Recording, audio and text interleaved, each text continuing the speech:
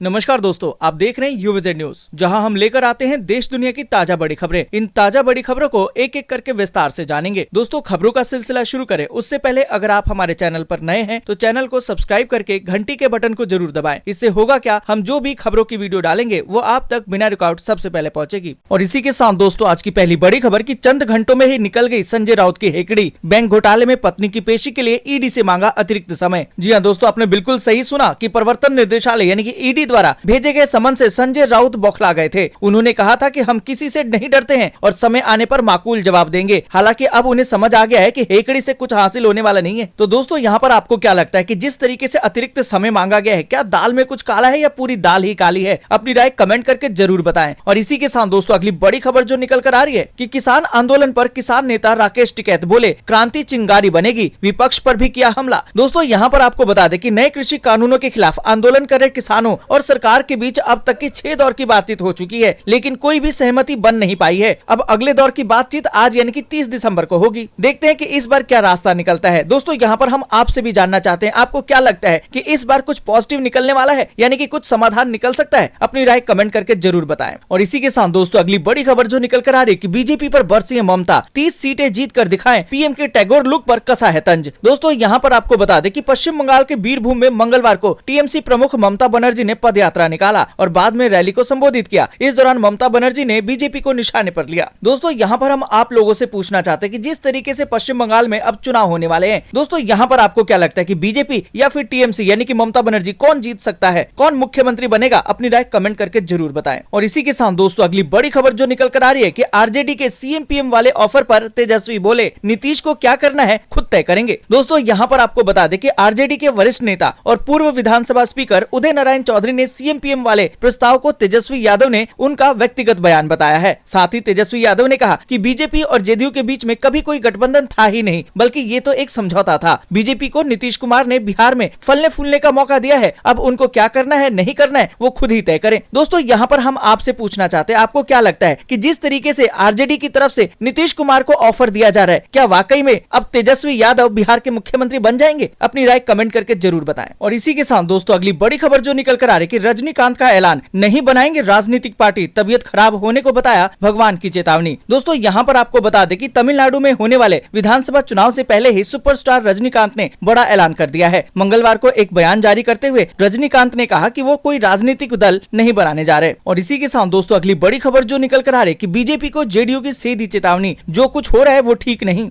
यहाँ पर दोस्तों आपको बता दें कि बिहार में जेडीयू और भाजपा के बीच सब कुछ ठीक नहीं चल रहा है। ये बात हम नहीं बल्कि खुद जेडीयू के प्रदेश अध्यक्ष वशिष्ठ नारायण सिंह का ये बयान है। यहाँ पर दोस्तों आपको बता दें कि उन्होंने कहा है कि वे अपने पुराने सहयोगी यानी कि बीजेपी को सब कुछ ठीक नहीं किए जाने की नसीहत दे रहे हैं। और इसी के साथ दोस्तों, अगली बड़ी खबर की लव जिहाद के खिलाफ कानून पर भड़के अवैसी, बोले कि संविधान का मजाक बना रहे हैं बीजेपी शासित राज्य। दोस्तों, यहाँ पर आपको बता दें कि लव जिहाद कानून को लेकर एआईएमआईएम के मुखिया अवैसी ने कहा है कि संविधान में कहीं भी लव जिहाद की कोई परिभाषा नहीं है। बीजेपी शासित राज्य लव जिहाद कानूनों के माध्यम से संविधान का मजाक। और इसी के साथ दोस्तों, अगली बड़ी खबर की समाज सेवी अन्ना हजारे भी कूद पड़े हैं किसान आंदोलन में, नए साल से शुरू करेंगे अनशन। दोस्तों, यहाँ पर आपको बता दें कि अन्ना हजारे ने कहा कि वह किसानों के लिए पिछले 3 साल से प्रदर्शन कर रहे हैं, लेकिन सरकार ने इन मुद्दों के समाधान के लिए कोई भी कदम नहीं उठाया है। और इसी के साथ दोस्तों, अगली बड़ी खबर जो निकल कर आ रही है कि इस बार रिपब्लिक डे परेड में होगा कुछ बड़ा बदलाव। इस बार विजय चौक से नेशनल स्टेडियम तक ही जाएगी परेड। दोस्तों, यहाँ पर आपको बता दें कि रिपब्लिक डे परेड के जरिए दुनिया को भारत की ताकत, संस्कृति और अनेकता में एकता की झलक दिखाई जाती है। कोरोना की वजह से इस बार परेड में काफी बदलाव किए गए हैं। और इसी के साथ दोस्तों, अगली बड़ी खबर जो निकल कर आ रही है कि सुशील मोदी बोले राष्ट्रपति को दिया फर्जी हस्ताक्षर वाला ज्ञापन, राहुल गांधी पर हो मुकदमा। दोस्तों, यहाँ पर आपको बता दें कि सुशील मोदी ने ट्वीट करके कहा कि कांग्रेस ने संसद से पारित 3 कृषि कानूनों की वापसी के लिए 2 करोड़ किसानों के हस्ताक्षर लेने का जो दावा किया है, उसके लिए हस्ताक्षर अभियान कब चलाया गया। और इसी के साथ दोस्तों, अगली बड़ी खबर जो निकल कर आ रही है कि सरकार किसानों के बीच बातचीत में नया पेच, एक संगठन का वार्ता में शामिल होने से इनकार। दोस्तों, यहाँ पर आपको बता दें कि सरकार से बातचीत कर रहे 40 संगठनों में से एक किसान मजदूर संघर्ष समिति ने बड़ा ऐलान कर दिया है। किसान मजदूर संघर्ष समिति ने सरकार द्वारा बुलाई गई बैठक में भाग नहीं लेने का फैसला किया है। दोस्तों, इन सभी खबरों को एक एक करके विस्तार से जानेंगे, इसलिए वीडियो को अंत तक जरूर देखें। दोस्तों, आगे बढ़े उससे पहले एक छोटी सी रिक्वेस्ट है, इस वीडियो को लाइक और दोस्तों के साथ शेयर करना बिल्कुल भी ना भूले, क्योंकि आपका लाइक शेयर ही हमारी मेहनत का फल होता है। और इसी के साथ साथ दोस्तों आज की पहली बड़ी खबर की चंद घंटों में ही निकल गई संजय राउत की हेकड़ी। बैंक घोटाले में पत्नी की पेशी के लिए ईडी से मांगा है अतिरिक्त समय। दोस्तों यहाँ पर आपको बता दें कि बैंक घोटाले में प्रवर्तन निर्देशालय यानी ईडी की कार्रवाई से बौखलाए शिवसेना सांसद संजय राउत की हेकड़ी निकल गई है। कल तक तो बड़ी बड़ी बातें करने वाले राउत ने ईडी से अपनी पत्नी की पेशी के लिए अतिरिक्त समय मांगा है। ईडी ने राउत की पत्नी वर्षा राउत को समन भेजकर आज उपस्थित होने के लिए कहा था, जिसे शिवसेना नेता ने राजनीतिक साजिश करार दिया। दोस्तों यहाँ पर आपको बता दें कि उन्होंने यहाँ तक कह दिया था कि उनकी नजर में ईडी जैसी सरकारी एजेंसियां महत्व का विषय नहीं है। हालांकि अब उनके तेवर नरम पड़ गए हैं। उन्होंने ईडी से अतिरिक्त समय देने की गुहार लगाई है। और इसी के साथ दोस्तों अगली बड़ी खबर की किसान आंदोलन के मद्देनजर किसान नेता राकेश टिकैत बोले क्रांति चिंगारी बनेगी, विपक्ष पर भी किया हमला। दोस्तों यहाँ पर आपको बता दें कि नए कृषि कानूनों के खिलाफ किसानों का प्रदर्शन 34वें दिन भी जारी रहा और दिल्ली की तमाम सीमाओं पर धरने पर बैठे किसान लगातार ही कानूनों की वापसी की मांग कर रहे हैं। इस बीच किसान नेता राकेश टिकैत ने आंदोलन को तेज करने की चेतावनी दे डाली है और साथ ही विपक्ष पर भी निशाना साधा है। यहाँ पर दोस्तों आपको बता दें कि किसान नेता राकेश टिकैत ने कहा कि क्रांति चिंगारी बनेगी, देश का किसान है, सरकार को बात मान लेनी चाहिए। विपक्ष मजबूत नहीं है, देश में विपक्ष मजबूत रहना चाहिए। अगर विपक्ष मजबूत होता तो हमको सड़कों पर आने की जरूरत नहीं पड़ती। और इसी के साथ दोस्तों अगली बड़ी खबर की बीजेपी पर बरसी है ममता, 30 सीटें जीत कर दिखाए, पीएम के टैगोर लुक पर कसा है तंज। दोस्तों यहाँ पर आपको बता दें कि पश्चिम बंगाल के बीरभूम में मंगलवार को टीएमसी प्रमुख ममता बनर्जी ने पद यात्रा निकाला और बाद में रैली को संबोधित किया। ममता ने यहाँ बीजेपी को चैलेंज कर दिया है कि वो पहले बंगाल में 30 सीटें जीत कर दिखाए, बाद में 294 का सपना देखे। दोस्तों यहाँ पर आपको बता दें कि ममता बनर्जी ने कहा कि अब बीजेपी वाले हर हफ्ते आते हैं, 5 स्टार वाला खाना खाते हैं और ऐसे दिखाते हैं कि आदिवासी के घर खाना खा रहे हैं। हम 365 दिन गुरुदेव रविंद्रनाथ टैगोर के साथ हैं, लेकिन बीजेपी हर दिन फर्जी वीडियो फैलाकर समाज को बांटने का काम कर रही है। और साथ ही दोस्तों आपको बता दें कि ममता की ओर से यहाँ पीएम मोदी पर भी तंज कसा गया। उन्होंने यहाँ तक कह दिया कि किसी ने नया रूप धारण कर लिया है, कभी वो टैगोर बनना चाहते हैं तो कभी गांधी जी। बीजेपी वाले केंद्रीय एजेंसी और पैसों का इस्तेमाल करके बंगाल में घुसना चाहते हैं। और इसी के साथ दोस्तों अगली बड़ी खबर जो निकल कर आ रही है कि आरजेडी के सीएम पीएम वाले ऑफर पर तेजस्वी बोले नीतीश को क्या करना है वो खुद तय करेंगे। दोस्तों यहाँ पर आपको बता दें कि आरजेडी के वरिष्ठ नेता और पूर्व विधानसभा स्पीकर उदय नारायण चौधरी ने सीएम पीएम वाले प्रस्ताव को तेजस्वी यादव ने उनका व्यक्तिगत बयान करार दिया है। साथ ही तेजस्वी यादव ने कहा कि बीजेपी और जेडीयू के बीच कभी कोई गठबंधन था ही नहीं, बल्कि ये तो एक समझौता था। बीजेपी को नीतीश कुमार ने बिहार में फलने फूलने का मौका दिया है, अब उनको क्या करना है नहीं करना है वो खुद तय करें। और इसी के साथ दोस्तों अगली बड़ी खबर की रजनीकांत का ऐलान, नहीं बनाएंगे राजनीतिक पार्टी, तबियत खराब होने को बताया भगवान की चेतावनी।